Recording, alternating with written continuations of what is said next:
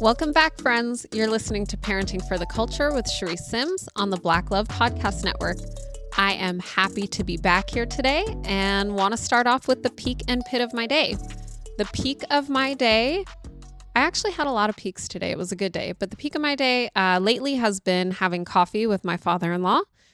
He and I are both coffee lovers, so every morning I make a cup of coffee for myself and for him, and we drink it together and chill and hang out. So very sweet moments for us. And the pit of my day, I don't really think I had a lot of pits. Honestly, the pit of my day was my pits. Like, y'all, I just moved a moment ago and I realized I did not put on deodorant this morning.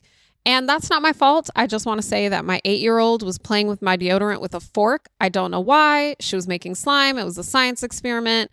My deodorant was a sacrifice to her science experiment. And now I'm over here being the pit of my day, smelling like pits. So that's the pit. I hope y'all are having a good week, doing well, dealing with life and love and learning and growth in your little ones. I wanted to talk today a little bit about communication and cooperation with our littles. And when I say communication and cooperation, yes, I am talking about those big challenging moments, that challenging behavior. A lot of people like to call them tantrums. I shy away from that sometimes because I have a lot of people in my world who are also professionals in the early childhood space, and they're very quick to correct you when you use the wrong term. So if you are a professional listening, remember that I am talking to all of my friends and all of my community. And so we're just going to call it what it is and call it how we all know it, which is a tantrum.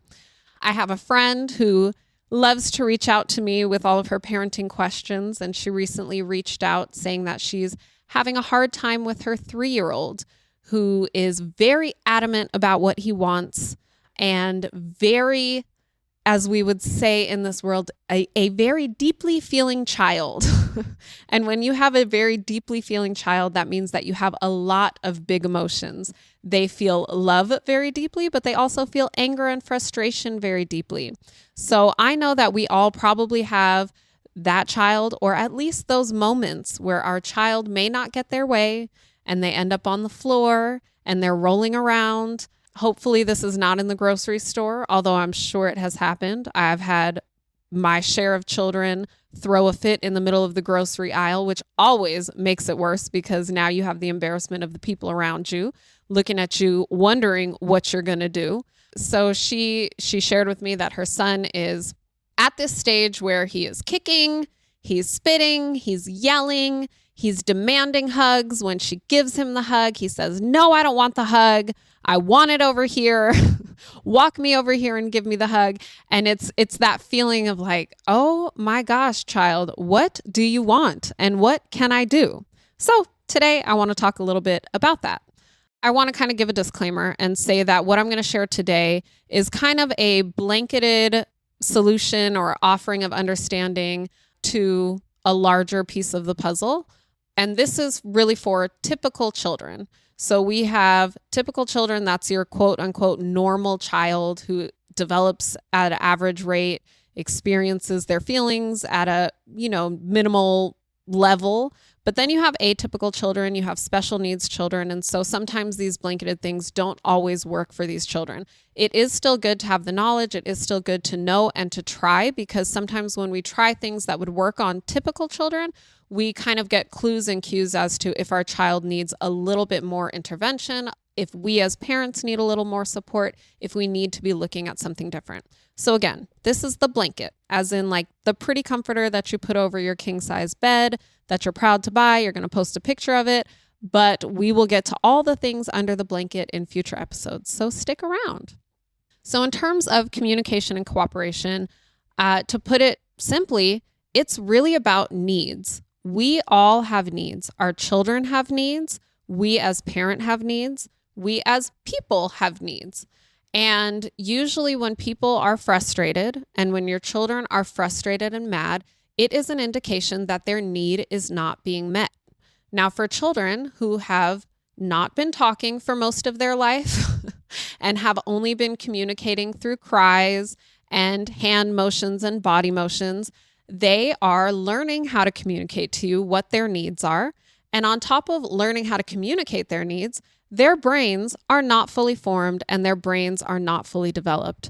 So I want to step back and just talk really quickly about the brain a little bit, just so we have the understanding. I like to look at the brain as if it's a staircase of 4 flights of stairs.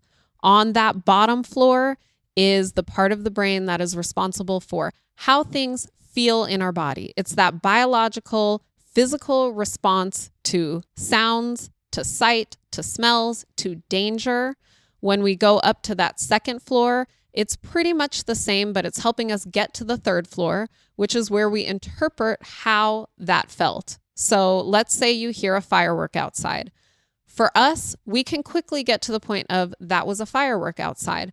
But when you actually stop for a moment and think and reflect, usually your body starts out with a jump because there was just a loud sound that you weren't expecting, and it causes your body to jump.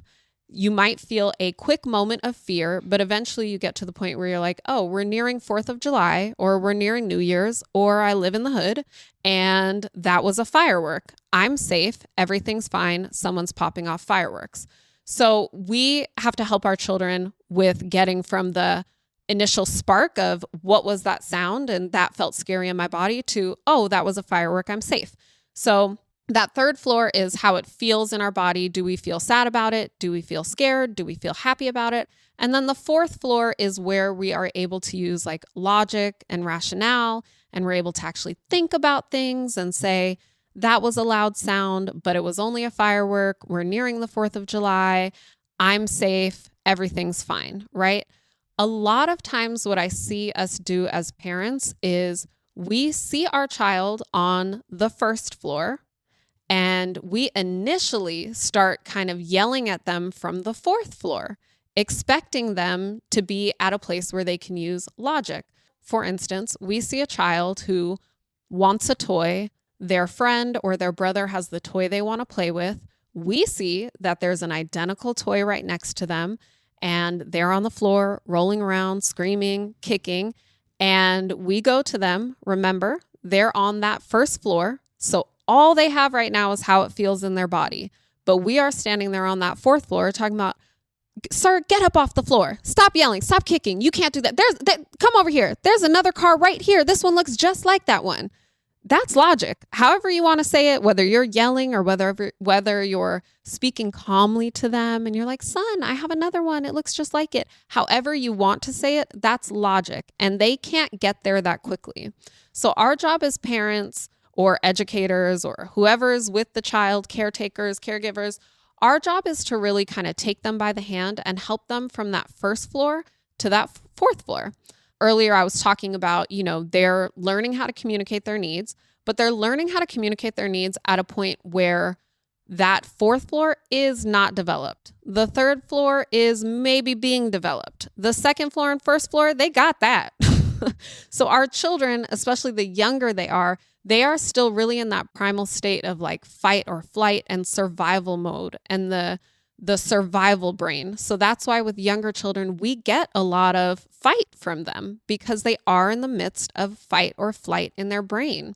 Another thing that happens with them is that they have very little impulse control. In the brain, impulse control happens on that 4th floor, maybe on the 3rd floor. But for a child who has not yet a fully formed brain, that impulse control is really, really hard.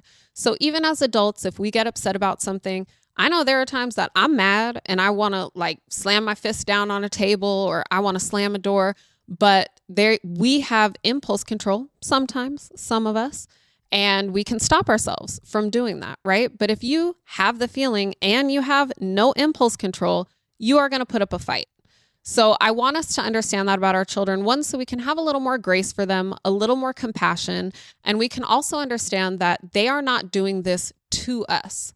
A lot of times our children are throwing a tantrum and it is frustrating because in the midst of the tantrum, we also feel like they are being so disrespectful right now. They are being so out of line right now. But if you looked at them and you could see that they are just literally out of control, for me at least, it brings me a little bit more peace, a little more comfort in being able to give them what they need. So now let's go back to needs. How does a child end up on the 1st floor? literally on the floor, kicking and screaming. Usually, this doesn't just happen because they felt like it would be a fun idea to kick and scream on the floor. Usually, something has happened and they had a need that didn't get met. So in an example of two children playing with a toy, a child wanted a toy. The child's need of play maybe didn't get met. Their need for the toy maybe didn't get met. And sometimes even when we try to offer them the other toy or we don't, we might skip straight to, you're kicking and screaming, I'm going to move you. You can't do that. This is not okay to behave this way. And now we're punishing the child and they're left with their need unmet. So now they're just getting more and more mad. Before I go any further, I do want to share a little bit with you about what we can expect from children's needs at different ages. And I'm not going to go through all of the ages. You can check my Instagram for that. I'm actually going to just do 2 to 6 years old, right? There are different categories, 0 to 2 years old. We know them as infants. 2 to 6, they're in the same bracket. We have toddlers and younger children. We have 6 to 10-year-olds, 10 to 14-year-olds, and 14 to 17-year-olds. All of these different age brackets have different needs as they grow older. They have different emotional needs and foundational needs, and they have different interactive needs. So for 2 to 6-year-olds, their interactive needs are often choice and autonomy. Autonomy meaning they're looking for independence. That's why we get a lot of this, no, I can do it myself. No, I want to buckle myself in. No, I'm going to put my own shoes on, because they're at a stage where they're looking to build their own independence and autonomy and their own choice for what they wear, where they go, what they do, all of those things, which if you think about the places where you are fighting with them, it's usually in these areas. Another one of their needs is being heard. A lot of times children, just like adults, just like you and I, we want to be heard. If I'm mad about something or frustrated about something, I don't want you to just tell me everything's okay. I don't want you to tell me I can't act this way, because if you're just moving to the solution or telling me that I need to do something or act a different way, you're not actually hearing me out and hearing what I'm trying to communicate with you. And obviously with children, their efforts of communication, unfortunately, come with kicks, screams, yelling, sometimes spitting. And it's our job as parents to kind of, through these phases, give them the words that they can use so that we can hear what they're trying to tell us. Another one of their needs is care, stability, emotional safety. I know we're in a day and age where there's controversy over whether or not you yell at your child, or whether or not you know, how the tone of voice that you use with your child, the way that you say things. Children do have a need for emotional safety. And a lot of times when we yell at our children, it triggers that fight or flight mode. So while yelling gets a child to freeze and gets them to stop doing whatever the behavior is, they're not actually in a place where they can listen to learning about what it is we want them to do instead. And they're not necessarily feeling safe. It's that freeze, right? Flight, flight, or freeze. Fight, flight, or freeze. You try to say that 3 times fast. But they're in that freeze mode. So on the outside, it looks like, okay, they're listening, good. But on the inside, are we giving them that emotional safety? Other things that they're looking for are clarity.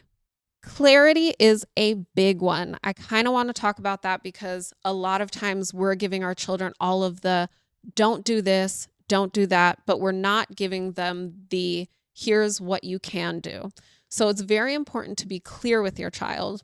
And sometimes this clarity comes in the form of boundaries. And I'm not trying to jump all over the place. This does go to communication and cooperation, because it's really important that we communicate our boundaries to our children. And in this instant of my friend telling me what's going on with her child, one of the things that she said was, sometimes he asks for a hug, then I give him the hug, then he pushes me away and says, no, over here. And I don't like the way that he's speaking to me, but I also want to support him. How do I deal with that? So one thing that I see as really important and beneficial is having boundaries and communicating those boundaries and being firm on those boundaries. And I think this is where people get tripped up when it comes to, quote, gentle parenting. When we hear gentle parenting, we think that that means permissive parenting, and we think it's lacking in being firm, lacking in boundaries, lacking in whatever else you want to fill in the blank. It's not. Boundaries are very necessary for children. So when your child is falling out, it is important to keep them safe, and it is important to hold those boundaries. So if you have two children, again, I'll use the car analogy, and they're arguing over the car, or you have one that's trying to argue over the car, that child might get so mad that they hit the other child. When this happens, we want to stop the child and say, we cannot hit our friends, right? That's a boundary, and you have to be firm with that. We can still work on what your need is, which might be play, might be to be heard, might be independence, but we also have to practice safety. So boundaries are a huge thing. They're very important. And I definitely want to deep dive into boundaries with you guys in the future. I don't have time today. I wish that I had all the time in the world, but I think that in order for us to even be able to enforce the boundaries and everything kind of come together to work, it's really important to understand the needs side of the tantrums before we can even set and enforce those boundaries, because we can have boundaries and we can enforce them, but if we've neglected the need, the boundaries are not going to serve us. So please stick around, come back, because I definitely want to deep dive and talk about boundaries, but I do want to go a little further into needs.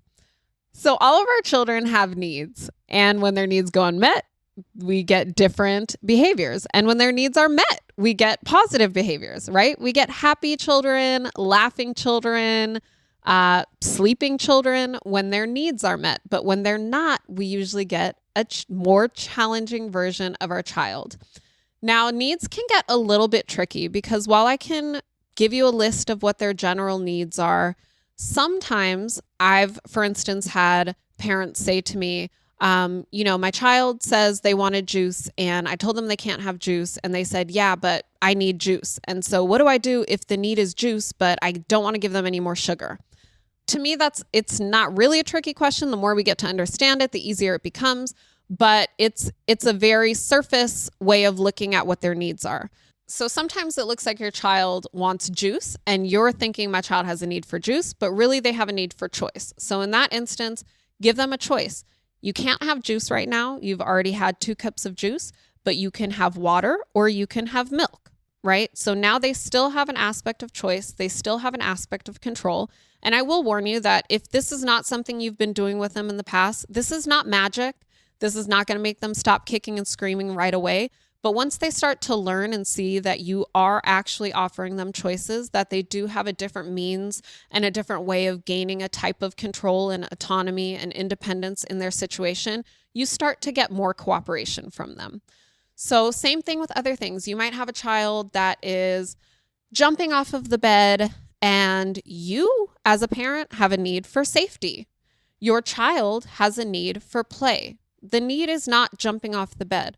So there's obviously different ways to meet this need. Sometimes this happens at bedtime. So now as the parents, we have a need for safety and we have a need for bedtime, but your child still has a need for play. So this is kind of where sometimes we might have to get creative and say, let's play a game of rock, paper, scissors before you go to bed, or let's lay down and, play freeze. I don't know. Children are easy sometimes. You can make up some silly game that gets them in their bed and allows them to lay down and close their eyes or start to rest their bodies, but you can turn it into a game. So there are ways to meet both your needs and their needs. It's just really about kind of being reflective and really trying to look at what the underlying need is and not just looking at what they're telling you.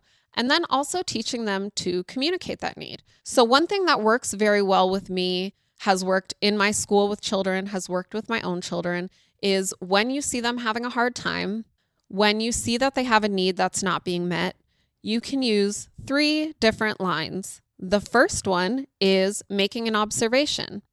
I see that you're really upset right now. That almost instantly connects to them because remember, they have that need to be heard. So even if they are showing out, showing their butts, acting a fool, we can still validate them in the sense of saying, I see you. I see that you're upset right now. That is not saying this behavior is okay. It's just saying, I see that you're upset right now.